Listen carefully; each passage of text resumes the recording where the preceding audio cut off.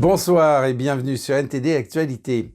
Alors qu'hier, le Conseil constitutionnel a rejeté la seconde proposition de référendum sur les retraites, lundi, Mediapart révélait des avantages dont bénéficient certains membres du Conseil, notamment Alain Juppé et Laurent Fabius. Une situation avantageuse qui soulève des questions sur les pensions de retraite des sages, alors même qu'ils ont statué sur le report de l'âge légal de la retraite pour le reste de la population. Alors qu'hier, les 9 membres du Conseil constitutionnel ont rejeté la seconde proposition de référendum sur les retraites, la question de leur propre pension de retraite suscite l'intérêt. Malgré le manque de transparence et de coopération de la part du Conseil constitutionnel, Mediapart a pu identifier des situations avantageuses pour certains membres, notamment Alain Juppé et Laurent Fabius, ce dernier ayant touché sa retraite à l'âge de 50 ans et un jour, alors que ces membres du Conseil ont statué sur le report de l'âge légal de la retraite de 62 à 64 ans. Leur propre situation de retraite demeure pour la plupart inconnue. Si la majorité des sages ont suivi une carrière normale de hauts fonctionnaires, les situations de Laurent Fabius et Alain Juppé se démarquent. Alain Juppé a pris sa retraite de l'Inspection générale des finances en janvier 2003 à l'âge de 57 ans, après avoir cotisé 38 ans et 3 mois. Quant à Laurent Fabius, il a pris sa retraite à 50 ans et un jour, selon un décret signé par Jacques Chirac en juillet 1996. Fabius est donc retraité du Conseil d'État depuis près de 27 ans, bien qu'il n'y ait exercé que 5 ans, de 1973 à 1978. Les deux hommes ont bénéficié d'importants avantages liés à leur statut de parlementaire. Jusqu'en 2003, l'article L75 du Code des pensions civiles et militaires de retraite permettait à tout fonctionnaire ou militaire ayant 15 ans de service en début de mandat de prendre sa retraite à l'âge de 50 ans. Les réformes successives ont progressivement aligné le régime de retraite des députés sur le droit commun et supprimé certains avantages spécifiques. Cependant, comme le souligne Mediapart, le Sénat maintient une partie de ces avantages et demeure opaque. Deux autres membres du Conseil constitutionnel, Jacqueline Gourault et Jacques Mézard, en bénéficient également. En 2021, la députée socialiste Cécile Untermaier a tenté de plafonner la retraite des membres du Conseil constitutionnel en déposant une proposition de loi organique, mais celle-ci n'a finalement pas été inscrite en séance. Selon certaines sources, le groupe PS ne souhaitait pas s'attaquer frontalement au Conseil constitutionnel. Ainsi, les membres du Conseil, chargés d'examiner la réforme des retraites, profitent eux-mêmes d'avantages issus du passé, mettant en lumière les inégalités et les privilèges qui subsistent dans ce domaine. Et plus d'une centaine de personnes soupçonnées d'être liées à la mafia italienne 'Ndrangheta ont été arrêtées dans plusieurs pays européens. Les procureurs affirment qu'il s'agit de la plus grande opération jamais menée contre la mafia. La 'Ndrangheta est l'un des plus grands réseaux criminels au monde. Les autorités affirment que plus d'une centaine de personnes soupçonnées d'être liées à la mafia italienne ont été arrêtées lors de perquisitions menées dans toute l'Europe. Selon les procureurs, il s'agit peut-être de la plus grande opération jamais menée contre le groupe italien 'Ndrangheta, l'un des plus grands groupes de crimes organisés au monde, qui a dépassé la Cosa Nostra italienne. La police semble avoir saisi d'importantes sommes d'argent, de la drogue, des voitures de luxe et des armes. Cette station de lavage de Munich, en Allemagne, serait un point névralgique du blanchiment d'argent. Ludwig Waldinger, de la police bavaroise, explique comment s'est déroulée cette enquête qui a duré 3 ans. De nos jours, les criminels ne communiquent plus avec des téléphones portables ordinaires, surtout lorsqu'il s'agit d'organiser des actes criminels. Depuis de nombreuses années, ils utilisent ce que l'on appelle des cryptotéléphones. Certains de ces services ont depuis été fermés, et c'est là que nous avons réussi. Nous avons en effet localisé l'un de ces cryptotéléphones appartenant à l'un des principaux suspects à Munich, ce qui a permis aux autorités italiennes de faire un grand pas en avant dans leur enquête. Les perquisitions et les arrestations en Bavière ont manifestement été menées par des forces de police spéciales. Nous parlons après tout de la 'Ndrangheta, une organisation mafieuse où il faut toujours compter sur l'utilisation d'armes à feu. L'attaque a donc été assez soudaine et le raid assez élégant. Les profits tirés du commerce international de la cocaïne, du commerce des armes et de la contrebande d'armes sont énormes. C'est de l'argent très sale et si vous voulez l'utiliser, vous devez d'une manière ou d'une autre le remettre en circulation. Cela se fait avec l'aide de ces petites entreprises mais aussi avec des restaurants ou des lieux comparables. Ici, c'est un endroit où l'argent a été blanchi. Les autorités affirment que 'Ndrangheta aurait fait passer en contrebande près de 25 tonnes de cocaïne entre octobre 2019 et janvier 2022. Europol précise que les perquisitions baptisées Opération Eureka s'inscrivent dans le cadre d'une enquête qui couvre également le Brésil et le Panama. La Russie a accusé l'Ukraine d'avoir attaqué le Kremlin avec des drones dans la nuit de mardi à mercredi dans une tentative ratée d'assassinat du président Vladimir Poutine. Il s'agit là de l'accusation la plus grave en plus de 14 mois de guerre. L'Ukraine a nié toute implication et a affirmé que Moscou pourrait se servir de cette accusation comme d'un prétexte pour poursuivre l'escalade de la guerre. Des images non vérifiées, diffusées sur les réseaux sociaux, semblent montrer un objet volant près du Kremlin avant d'exploser. La Russie a affirmé avoir déjoué une tentative d'assassinat du président Vladimir Poutine par l'Ukraine. Le Kremlin a déclaré que 2 drones avaient été utilisés dans l'attaque présumée aux premières heures de mercredi, mais qu'ils avaient été neutralisés par des défenses électroniques. Des images prises mercredi semblent montrer le bâtiment du Sénat du Kremlin, site des attaques présumées de drones intacts. Le Kremlin a promis des représailles pour ce qu'il a qualifié d'actes terroristes. Un haut fonctionnaire de la présidence ukrainienne a déclaré que Kiev n'avait rien à voir avec une quelconque attaque de drones contre le Kremlin, car de telles actions n'apporteraient rien à Kiev sur le champ de bataille. Il a ajouté que la Russie avait arrêté le même jour en Crimée des présumés auteurs d'actes de sabotage ukrainiens qui auraient planifié de commettre des actes terroristes. Le survol du Kremlin par des drones indique que la Russie prépare un certain nombre d'informations pour justifier ses propres actes terroristes à grande échelle. Voyons donc ce que la Russie va faire. Le Kremlin a déclaré que Poutine ne se trouvait pas dans sa résidence officielle à ce moment-là. TASS, l'agence de presse russe, a déclaré que le défilé de la victoire du 9 mai, pour lequel le Kremlin a annoncé la semaine dernière un renforcement de la sécurité, aurait lieu. Le jour de la victoire est un jour férié majeur qui commémore la défaite de l'Allemagne nazie lors de la Seconde Guerre mondiale. C'est également l'occasion pour Poutine de rallier les Russes à ce qu'il appelle son opération militaire spéciale en Ukraine. Et parlons maintenant des stratégies commerciales de Pfizer. D'après des investigations, il s'avère que de nombreuses organisations qui ont fait pression en faveur des vaccins Covid-19 ont reçu de l'argent de Pfizer. Les montants allaient de quelques dizaines de milliers à des centaines de milliers de dollars. Le journaliste Li Fang a été le premier à rapporter ces révélations. Les déclarations financières montrent quels groupes ont reçu de l'argent avant ou pendant la période où ils ont commencé à s'exprimer en faveur du vaccin. L'éventail des organisations est large. La présidente de la Chicago Urban League a déclaré en août 2021 que les avantages de l'obligation vaccinale l'emportent largement sur les inquiétudes qu'elle suscite. Elle n'a pas mentionné que son organisation avait reçu une subvention de $100 000 de la part de Pfizer. L'Académie américaine des pédiatres a reçu plus de $250 000 de Pfizer en 2021. La plupart de ces fonds ont été versés avant que l'organisation n'annonce qu'elle soutenait l'obligation de vacciner les professionnels de la santé. Pfizer a également accordé des subventions à des institutions privées qui ont imposé le vaccin Covid à leur personnel. Pfizer et les groupes qui ont reçu son argent n'ont pas répondu aux demandes de commentaires. La Chine empêche des milliers de personnes de quitter le pays, y compris des cadres étrangers, et ce, par le biais d'interdictions de sortie du territoire. L'agence Reuters note que le nombre d'affaires judiciaires impliquant de telles interdictions a été multiplié par 8 au cours des dernières années. Les lobbies d'entreprises étrangères expriment leur inquiétude.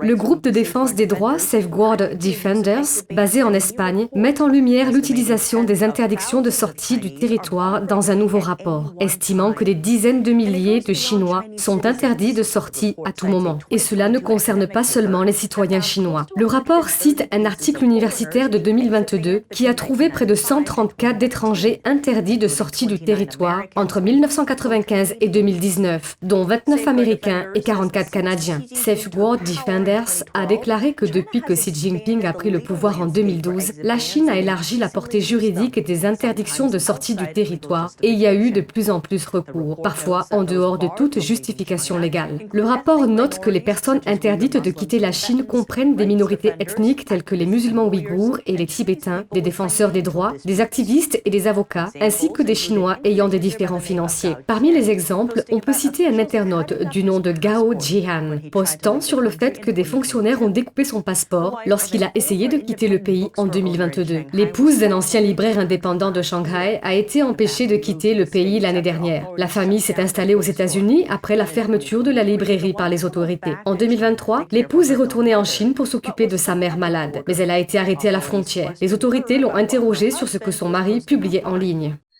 Je suis dans un état de stress et d'anxiété permanent et je ne sais pas quand je pourrai serrer ma femme dans mes bras.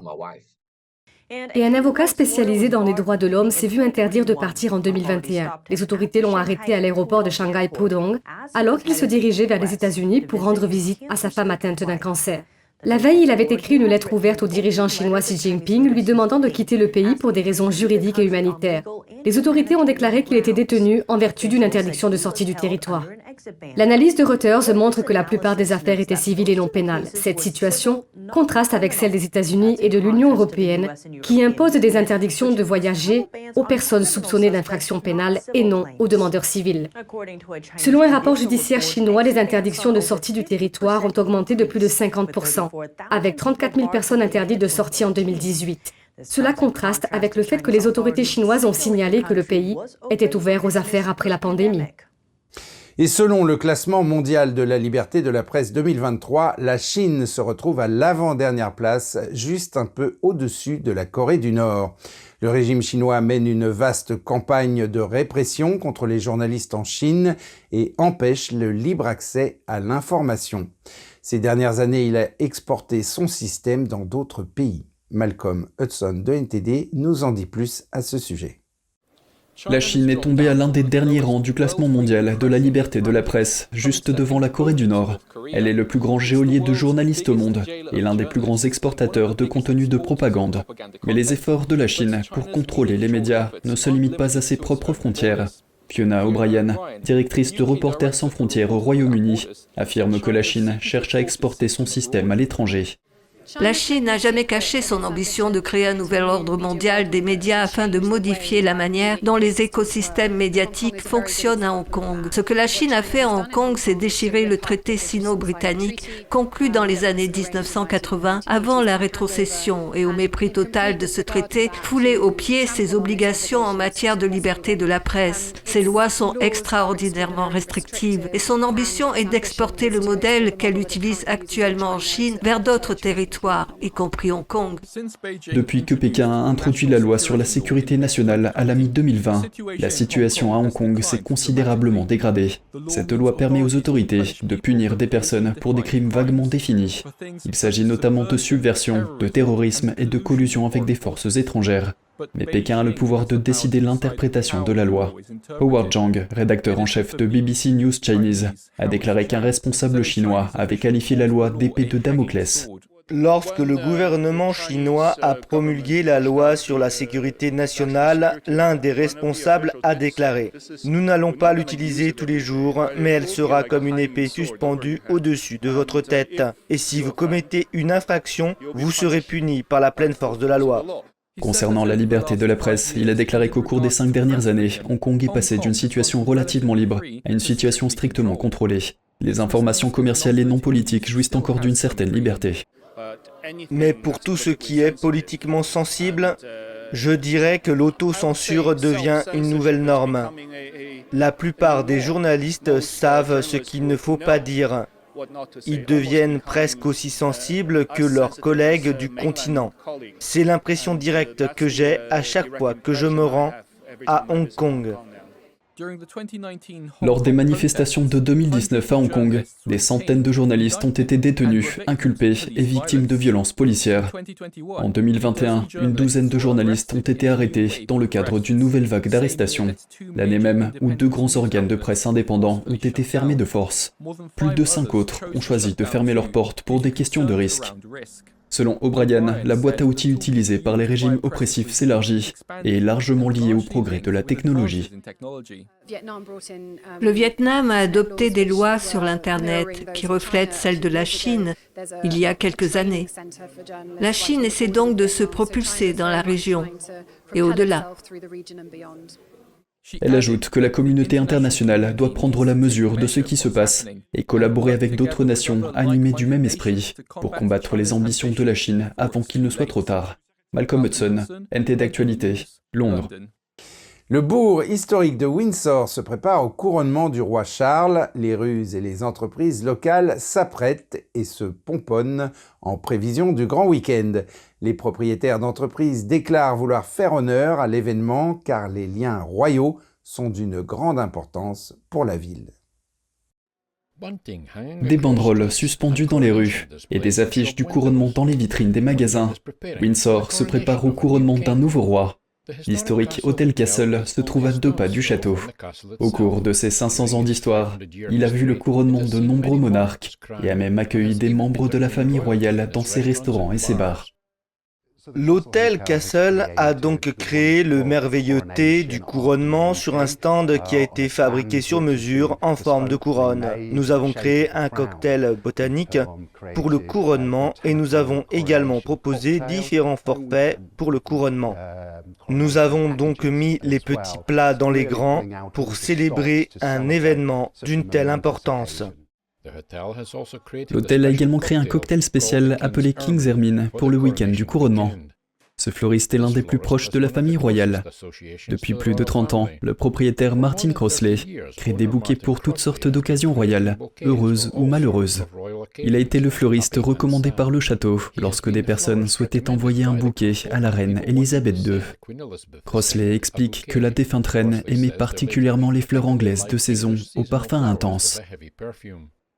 Lorsque vous vivez à Windsor depuis si longtemps, vous acceptez le fait que la famille royale est ici et que vous la verrez de temps en temps sur la longue promenade, dans le parc ou même dans les magasins. Mais cela fait partie de la vie d'un habitant de Windsor. Il est particulièrement enthousiaste à l'idée d'accueillir le nouveau roi, en raison de son engagement de longue date en faveur des questions écologiques. Le pub le plus proche des portes du château de Windsor est le Two Brewers. Fondé à la fin du XVIIIe siècle, il est toujours aussi populaire auprès des touristes et des habitants de la région. Son propriétaire s'attend à un week-end chargé. Il y a toujours du personnel supplémentaire, il y a des stocks supplémentaires parce que beaucoup de gens seront à Londres le samedi. Mais comme le concert a lieu ici à Windsor, dans le château même, le dimanche, beaucoup de gens veulent être dans les parages pour sentir l'ambiance des gens qui vont venir, des artistes et des invités spéciaux, et ils veulent être proches de l'action. Il ajoute que les liens royaux de Windsor sont très importants pour son entreprise et pour la ville. Et en Suède, les enfants d'âge préscolaire jouent en plein air au moins 2 heures par jour grâce à un programme éducatif national. L'environnement naturel permet aux enfants d'appréhender le monde tangible et d'apprendre pour de vrai. Andrew Thomas de NTD nous en dit plus sur ce projet. La salle de classe ne peut pas emmener les élèves bien loin.